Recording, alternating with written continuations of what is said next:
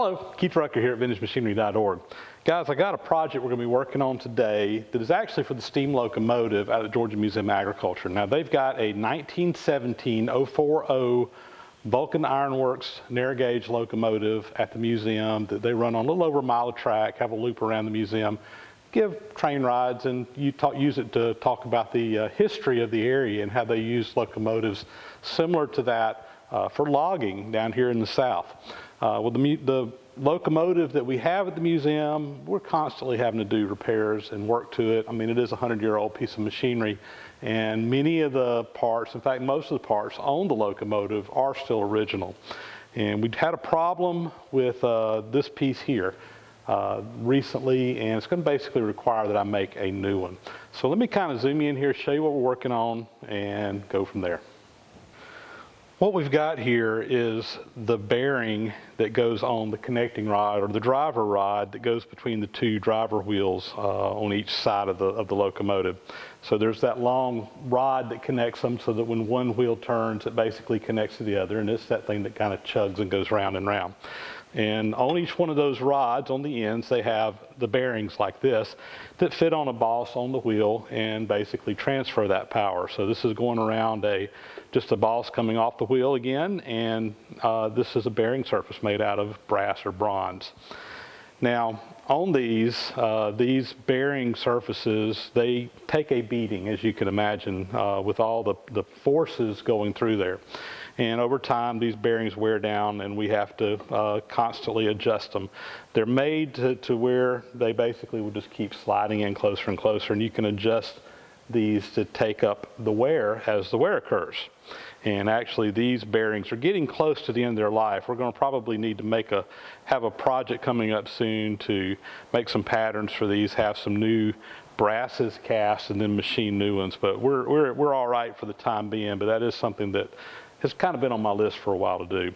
So here's the issue with these. Now I told you these are adjustable, so I'm just going to kind of slide these out for right now. And if you look on this back bearing, on the back of it, back here in this channel, there's an angle in there. There's a taper. And that's what this piece here that's messed up, it matches that taper. So you got a wedge basically in here, and when you as it wears, you adjust this piece up, and it takes the slack up in there, basically is all this is doing. So you got just two wedges that go on each other, so as this goes up, you start down here, as it goes up, it's going to slide this piece in. So this is our culprit. This is the problem that we have, this little piece here, the wedge that goes in there. And the way this works is you have this screw that goes down through here. This is just a 5/8 inch bolt for all intent and purposes. And this wedge is threaded. And as it wears, you tighten this up and you put jam nuts on the bottom to get this thing adjusted. And as it wears a little bit, you tighten it up a little bit more and move it up. Well, this wedge, which is probably original to the locomotive, which will be 100 years old, over 100 years old, 101-year-old now, over that time, the threads on the inside of this wedge have just worn out to the point that it's stripping out the rods, and it's stripping out here, and we're having problems. We basically had to replace this threaded screw right here. There was enough in there to kind of get us going, but the threads are going to wear it out very quickly. The threads are completely worn down, probably a quarter of the way on the top and the bottom, so there's only about maybe a quarter to half of the threads left in there, and even those are not full depth. So this is the piece we're going to make, and we're just going to make a new one. And this is actually a repeat job for me. I've done this before, not this piece here. This is an original one. There are 8 of these on the locomotive, 4 on each side, that adjust the various bearings, and we've already had to make and replace one of these, and I did that about 3 years ago, and here I am, I'm basically making the same part again. And I will say this, that while there are 8, I think they're different sizes. They're not all identical. I'm not sure that I made one exactly this size before or not. I can't remember if it was off the same, on the opposite side, just like this one. They're all similar in design, but they are a little bit different sizes from one another. But again, we're going to make this piece. So I've made a little chicken scratch drawing here of what I got to do to work off of.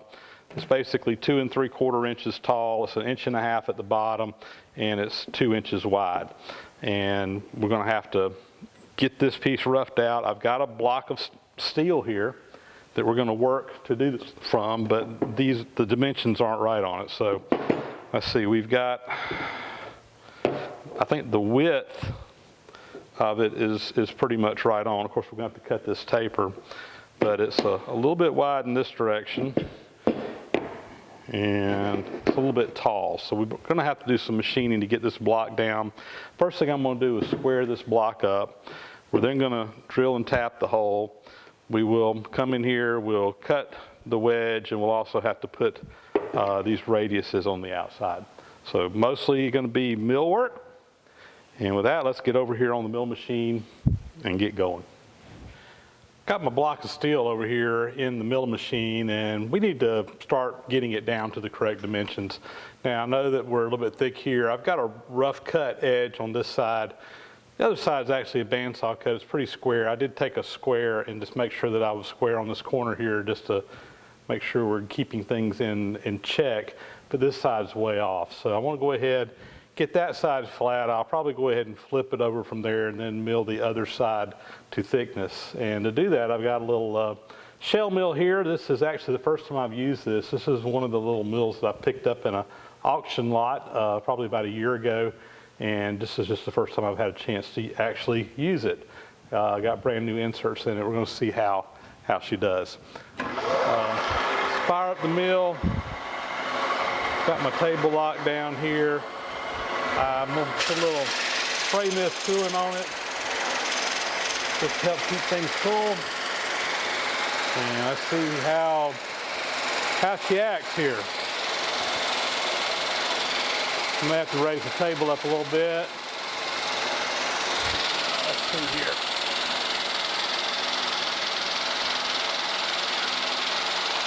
All right, we're making a little bit of a cut there.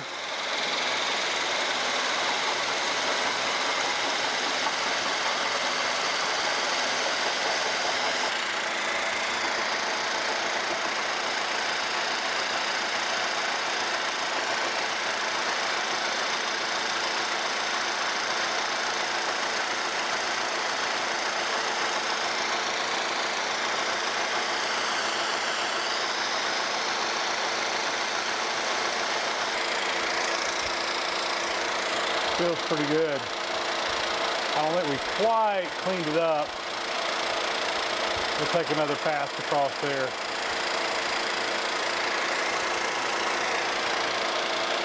Yeah.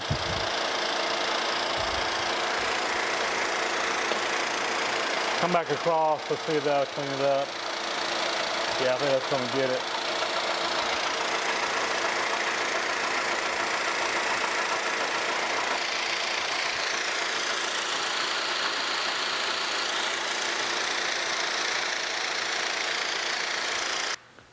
All right, I'm very happy with how that turned out. Let's pull it out of here. You can see got a real nice finish on there. Should be nice and square. We'll flip her over in here. I want to get a measurement on there and see how much we need to take off, and we'll go ahead and get this cut to size. All right, we've got about 380 thousandths that we need to take off of this to get it down to 2 inches wide. And we're just going to nibble away. I'll probably do it about a 50 thousandths cut per pass. I think it'll take that just fine. One thing I'll mention, I'm doing this on the vertical mill this time. Last time I did this part, I actually did it on the horizontal mill and using a big slab cutter. And I'm just trying it a different way this time. I was more or less playing around with a milling machine the last time I did this on the horizontal, but we're going to knock it out with this wrong way. We're going to knock it out with this shell mill this time. Let's come on across here.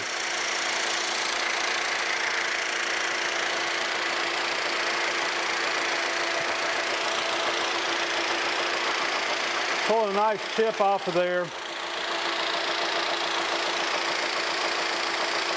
Cutting real nice, giving a nice finish. I'm happy.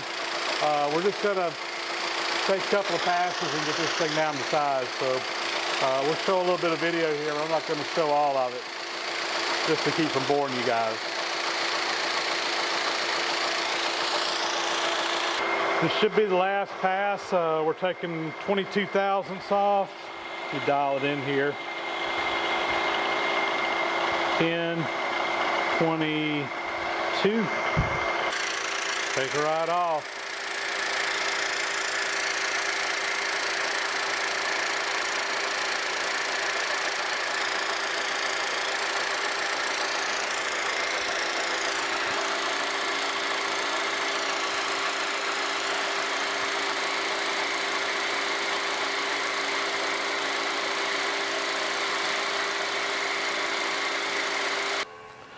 All right, let's see how we did.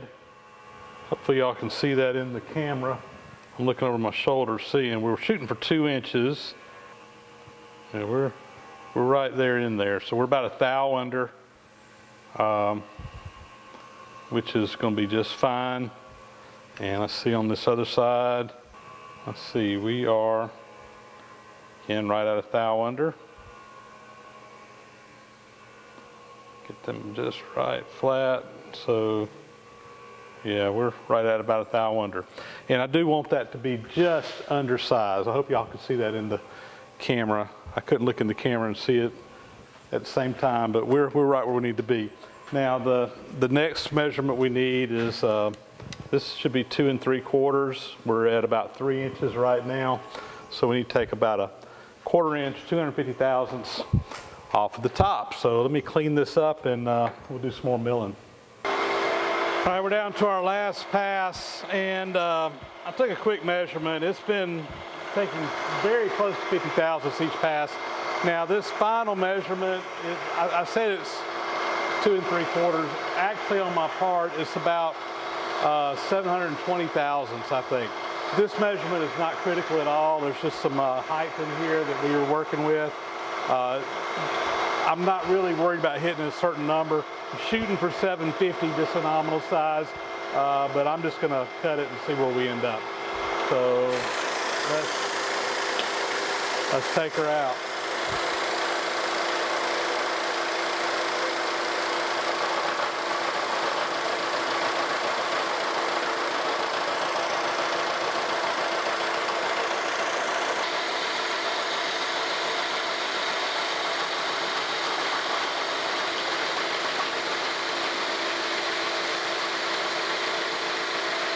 All right, let's check out where we're at here. I was shooting for 2 inches, 750 thousandths on this measurement, and we ended up at about 744, about 6 thousandths under. And again, this one here is actually a good bit under that. And that measurement's not critical, which is why I didn't worry about taking a lot of time to fuss on hitting just a perfect number. It just doesn't matter in this case. So width is right, height is right, width that way is right, so we got a block to work with. The next thing I think I want to do is go ahead and get this hole drilled and tapped through here before I start rounding corners off and milling angles, because it's just going to make work holding more difficult. So I'm going to go ahead and lay this out. I've already figured out where the center of that hole needs to be. And we need to be 5/8 of an inch from this back side. So I'm just going to move my calipers down to 625.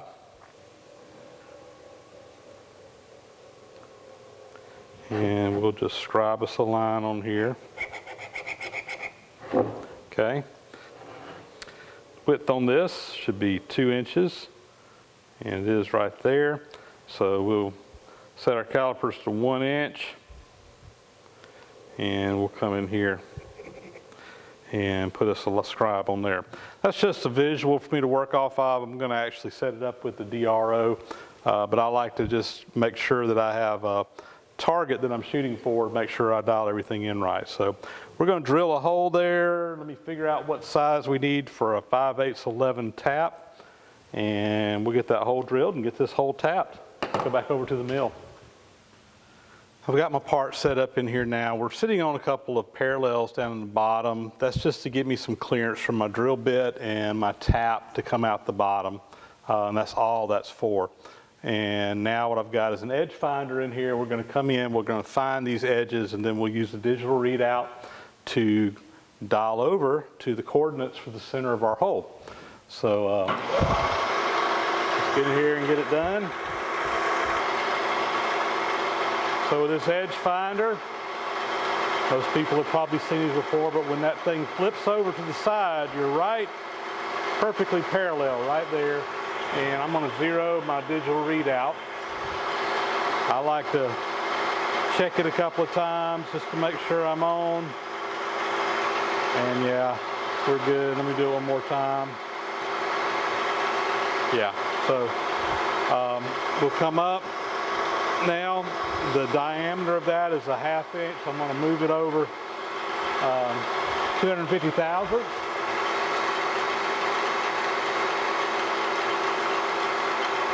Right there, I'm going to re-zero my DRO. I know you can't see that. And I know that where I want the center is again 5/8, which is 0.625. So I'm just going to dial that in on the digital readout, 0.62 right there. And again, I'm going to zero my digital readout. That way I can go back to that point. So I'm lined up on the center of this line that runs this way. Now we're going to come in and we'll find the edge on this side.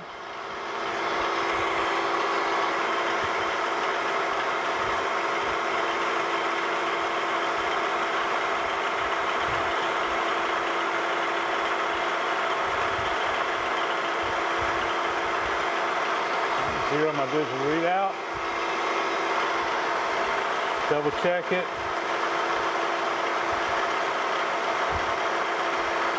And we got the same measurements, so now I'll just come in. This is an inch plus the 250 thousandths, so I'm just going to dial it in. 1 inch, 250. Right there. Zero that out. And I'll lock my table down. It should be right on the center of where we want to drill our hole. So we are ready to drill. I'm going to start by just taking a little center drill and getting me a starting hole here. And I just want a little dimple there. Just something for that drill bit to start on where it doesn't wobble around. And we hit our bullseye just right. I'm going to start with a little bit smaller hole here. This is about half the size of the final diameter we're going to shoot for. And we'll just go down through here and get our hole started.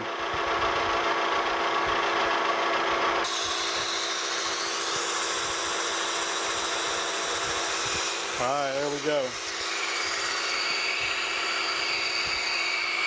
The drill size for a 5/8 11 hole is 17/32. We got that drill bit in there.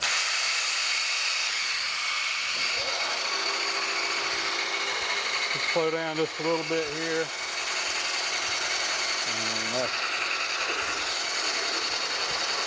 drill her on out.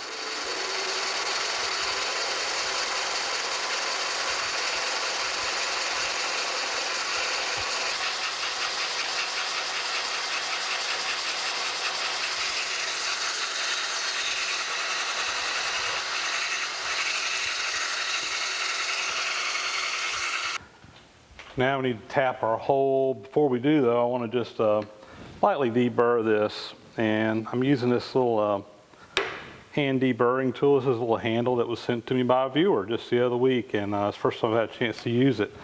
I really like this little thing for just doing a quick deburr on something. And this is the tap we're going to use. It's 5/8 11. I'm going to go ahead and put my tap wrench on here. We're going to lubricate this with some anchor lube. I'm going to just start out by just getting a good squirt down in the hole. We'll put our tap here, and let's see, I got a tap follower. Let me get this in here too. There we go. So this little tap follower is spring loaded. So it's got a little center in there. We're still in the center that we drilled the hole in. And basically all this is going to do is just help keep me nice and straight. And put a little bit of squirt there. We'll put some of this lube on my tap. Help us go down through there. And let's just get this, spinning it in there.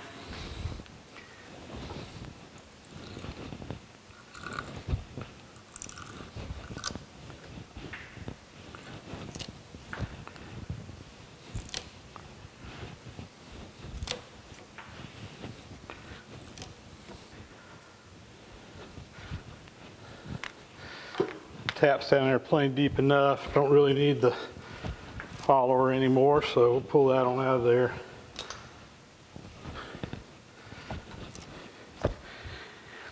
Tap is starting to come out the bottom, but I need to get past that taper on the end of the tap, make sure we got good clean threads all the way down there. So we'll just keep on going until it quits cutting.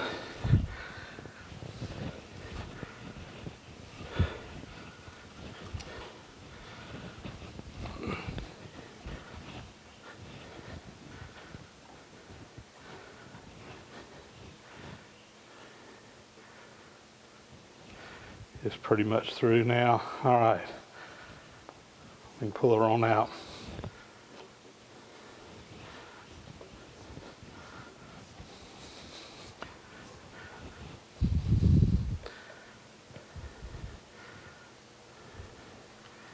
All right, should have a nice tap hole clear through.